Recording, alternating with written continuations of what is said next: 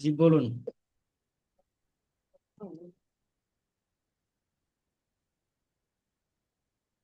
আসসালামু আলাইকুম রহমতুল্লাহ। ওয়ালাইকুম সালাম। Past perfect tense affirmative. He had eaten, সে খেয়েছে। দে হ্যাড ইটেন, তারা খেয়েছিল। খেয়েছিল, কারা হ্যাঁ। খেয়েছে? তারা খেয়েছে। నే হ্যাঁ স্যার। మొత్తం যে তারা বাগিনা দইছে এইটা গাড়ি কিনতো না আচ্ছা, ইউ যায় হ্যাড তো ইটেন। আসলে তো আমরা বাকিরা সবাই মিউট করে রাখি, মিউট করে কথা বলি। আরে হ্যাঁ দিতে পারবেন না জি, পারমিনেন্ট গাড়ি কি এইটা না খুঁজবো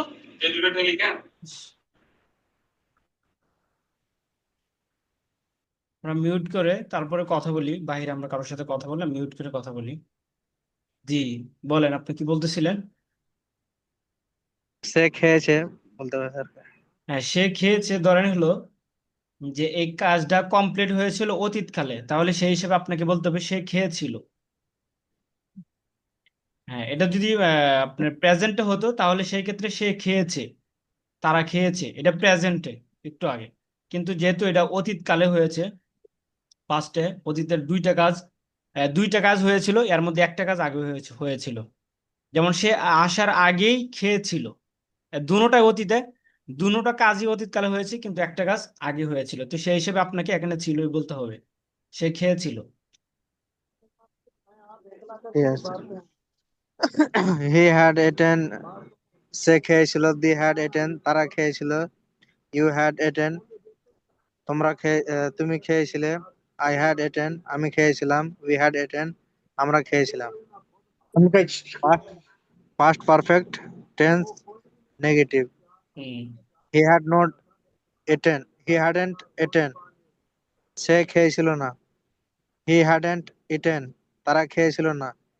ইউ hadn't eaten, তুমি খেয়েছিলে না।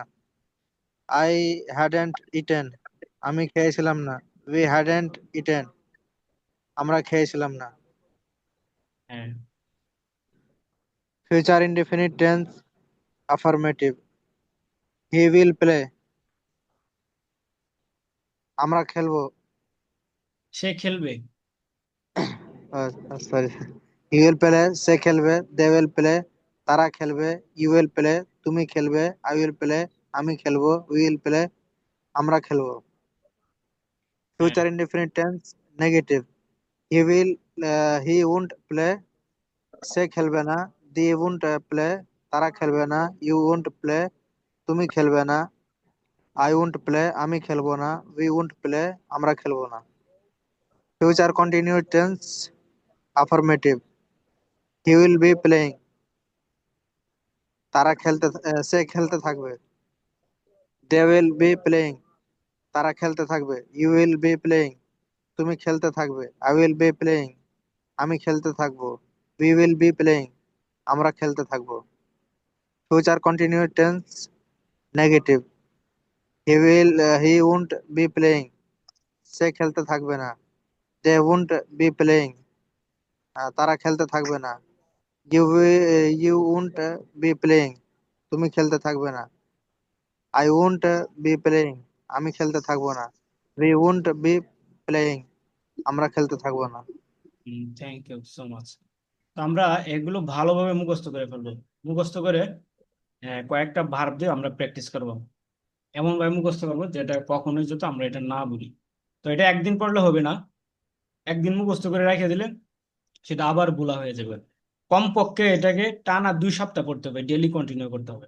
একদিন মুখস্থ করার পর 2 সপ্তাহ কন্টিনিউ করতে হবে টানা। 2 সপ্তাহ যদি কন্টিনিউ করেন, তার পরবর্তীতে গিয়ে আপনি এটা ভুলবেন না। আর যদি একদিন, 2 দিন, 3 দিন পরে যদি রেখে দেন, তাহলে এটা সাময়িকভাবে কিছুদিন থাকবে, তারপর এটা ভুলে ভুলে যাবে। তো এটা আচ্ছা ভালোভাবে স্যার, মুখস্থ মানে রাখার জন্য সেটা কমপক্ষে আপনার 2 সপ্তাহ পড়তে হবে। হ্যাঁ, আচ্ছা স্যার বলছি এটা একটু মানে প্র্যাকটিস করেন বেশি বেশি করে, মানে সবাইকে জিজ্ঞাসা করে করে একটু এটা ভালোভাবে করতে হবে। হ্যাঁ, হ্যাঁ। তো মোটামুটি সবগুলো হইলে উল্টাপাল্টা করে বিভিন্ন ভারত দিয়ে তখন কয়েকদিন এটা প্র্যাকটিস করলে তখন এটা সবাই হ্যাঁ। থাকবেন সব। তো আমরা শেষ করি আগে, আর ফিউচার টেন্স আগামী ক্লাসে এটা পড়ে, তারপর পিছনে আমরা যেগুলো পড়েছি এগুলো পর থেকে থেকে আমরা এগুলো শুনবো, আপনারা এভাবেই মুখস্থ করে ফেলবেন। এটাই হলো মূলত টেন্সের মূল উদাহরণগুলো এখানে সবগুলো এখানে আনা হয়েছে, জমা করা হয়েছে। তো এটা মুখস্থ করলে আপনারা টেন্সের অন্য যে যে কোনো ভাবেই লেখুক না কেন, আহ, যে কোনো বাক্য যে কোনো বাক্য আপনার ইংলিশে যদি লেখা থাকে, এগুলোর কোনো না কোনো একটার মধ্যে আপনি পড়তেই হবে। যে কোনো বাক্য, এগুলোর বাইরে কোনো একটা বাক্য হবে না এই টেন্সগুলোর বাইরে।